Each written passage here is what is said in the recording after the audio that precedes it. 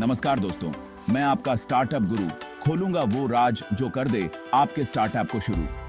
बस एक रिक्वेस्ट है, यदि आपने मेरे चैनल को सब्सक्राइब नहीं किया है तो कृपया सब्सक्राइब करें। अगर वीडियो अच्छा लगे तो लाइक और शेयर जरूर करें, क्योंकि ऐसा ज्ञान आपको कहीं और नहीं मिलेगा। दोस्तों, मुझे अक्सर लोग ये पूछते हैं कि स्टार्टअप एस्पिरेंट्स को अच्छे स्टार्टअप आइडियाज कहां से मिलते हैं। क्या उन पर किसी भगवान की विशेष कृपा होती है? पर ऐसा कुछ भी नहीं है। ये तो स्टार्टअप खोलने का जुनून ही है जो आपके सबकॉन्शियस माइंड को एक्टिव कर देता है। इसके कारण आप हर जगह हर चीज में इनोवेशन ढूंढने लगते हैं। आप अपने आसपास की समस्याओं को ढूंढते हैं और एक बार कोई समस्या मिल जाए तो उसका इनोवेटिव सॉल्यूशन खोजने की कोशिश करते हैं, अपने एक्वायर्ड स्किल्स और नॉलेज के आधार पर। कई बार स्टार्टअप आइडिया हमें कुछ आर्टिकल्स, न्यूज़पेपर या रिसर्च पेपर पढ़कर मिल जाते हैं, जिनमें एक विशिष्ट समस्या को हाईलाइट किया जाता है।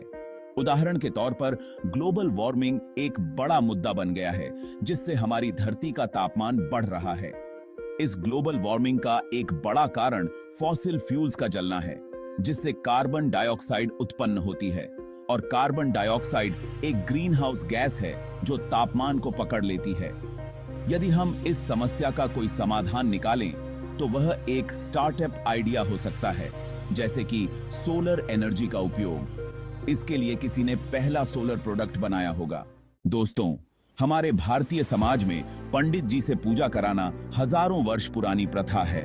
चाहे वो वेडिंग सेरेमनी हो, हाउसवार्मिंग सेरेमनी हो या कुछ और, लेकिन शहरों में पंडित जी का समय पर अपॉइंटमेंट मिलना एक मुश्किल काम होता है, खासकर जब आप उस शहर में नए होते हैं। इस समस्या को देखते हुए किसी स्टार्टअप फाउंडर ने एक ऐसा ऑनलाइन पोर्टल तैयार किया होगा जो पंडित जी का अपॉइंटमेंट फिक्स कर दे, आपका काम भी हो जाए और आपको कोई असुविधा न हो।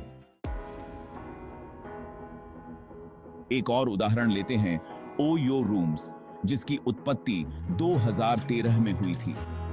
समस्या थी कि कम बजट में अच्छे होटल्स और सुविधाएं मिलना मुश्किल था। पहले ओयो के फाउंडर ने मौजूदा कम सुविधाओं वाले होटलों के साथ साझेदारी की, उनकी सुविधाओं में सुधार किया और एक सेंट्रलाइज्ड बुकिंग प्लेटफॉर्म बनाया ओयो के नाम से। इससे बजट होटल्स के अनुभव को बेहतर और सस्ता बनाया, जिससे ओयो तेजी से लोकप्रिय हुआ और विश्व भर में विस्तार किया। दोस्तों, इन सभी उदाहरणों से मैं यह बताना चाहता हूं कि अच्छे स्टार्टअप आइडिया कभी व्यक्तिगत अनुभवों से, कभी समाज की समस्याओं से या कभी गहरी मार्केट रिसर्च से आते हैं। कभी कभी स्टार्टअप आइडिया आपकी खुद की लाइफ के चैलेंजेस या फ्रस्ट्रेशन से जन्म लेते हैं, जैसे कि आपने पैडमैन वाली मूवी देखी होगी। यह मूवी इसके लिए एक सही उदाहरण है। कभी कभी ऐसा भी होता है कि आप कोई इंडस्ट्री कॉन्फ्रेंस अटेंड करते हैं और वहां भी कई चैलेंजेस और प्रॉब्लम स्टेटमेंट्स डिस्कस होती हैं, जिनका समाधान युवा और इनोवेटिव माइंड से मांगा जाता है। पूरा वातावरण भी रिसर्च और डेवलपमेंट के लिए प्रदान किया जाता है, चाहे वो इंफ्रास्ट्रक्चर हो या फंडिंग, और इनोवेटर्स को भी अवार्ड मनी देने का वादा किया जाता है। और कभी ऐसा भी होता है कि डोमेन एक्सपर्ट्स इमर्जिंग बिजनेस और टेक्नोलॉजीज के ऊपर कॉन्फ्रेंस या सेमिनार कंडक्ट करते हैं, जिसमें वो बताते हैं कि आने वाले समय में कौन से डोमेन थ्राइव करेंगे। एक बार कुछ ऐसा ही हुआ जब एक स्टार्टअप एस्पिरेंट मेरे पास आया और उसने एक वेब पोर्टल तैयार किया, जहां पर स्टूडेंट आर्टिफिशियल इंटेलिजेंस के बारे में सीख सकते हैं और कुछ प्रोजेक्ट भी एग्जीक्यूट कर सकते हैं फॉर रियल टाइम एक्सपोजर। जब मैंने उस व्यक्ति से पूछा कि यह आइडिया आपको कहां से आया, तो उसने बताया कि सर, सीबीएसई बोर्ड कुछ ही दिनों में एआई सब्जेक्ट को इंट्रोड्यूस करने वाला है, इसीलिए मैंने सोचा कि क्यों ना मैं इस पर एक ऑनलाइन बुक लिखूं। लेकिन बुक लिखना एक थ्योरी पार्ट हो जाता है, इसलिए मैंने प्रैक्टिकल एक्सपोजर के उद्देश्य से स्टूडेंट्स को कुछ प्रोजेक्ट करने वाला डायनामिक मॉड्यूल भी बना दिया। आज वह स्टार्टअप काफी अच्छा कर रहा है और सभी सीबीएसई से एफिलिएटेड स्कूल्स को अपना यह सब्सक्रिप्शन बेस्ड सॉल्यूशन बेच रहा है।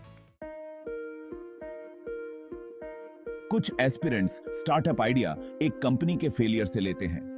मान लीजिए, अगर एक कंपनी का बिजनेस मॉडल कुछ शॉर्टकमिंग्स के कारण फेल हो गया था, पर उसमें स्कोप ऑफ इंप्रूवमेंट्स या ऑप्टिमाइजेशन था, और एक स्टार्टअप एस्पिरेंट ने उसे ऑप्टिमाइज करके रिलॉन्च कर दिया। तो यह एक ऑप्टिमाइज्ड बिजनेस या स्टार्टअप आइडिया कहलाता है।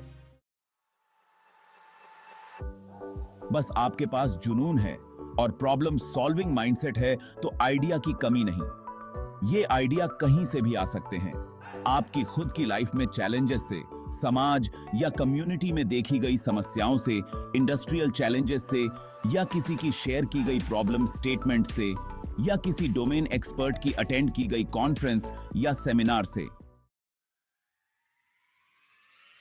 इसलिए हमेशा पॉजिटिव और ओपन माइंडसेट के साथ लोगों से मिलिए, मैगजीन और न्यूज आर्टिकल्स पढ़िए। यदि आप सोशल मीडिया पर एक्टिव हैं तो और भी अच्छा है। इमर्जिंग बिजनेस कॉन्फ्रेंस को जरूर अटेंड करें। कभी कभी एक छोटा सा पॉइंट बड़े स्टार्टअप आइडिया के रूप में उभर कर आता है। ये सभी तरीके नए स्टार्टअप आइडियाज को जन्म देने में हेल्पफुल होते हैं और कभी कभी समाज को इंपैक्टफुल सॉल्यूशंस प्रदान करते हैं।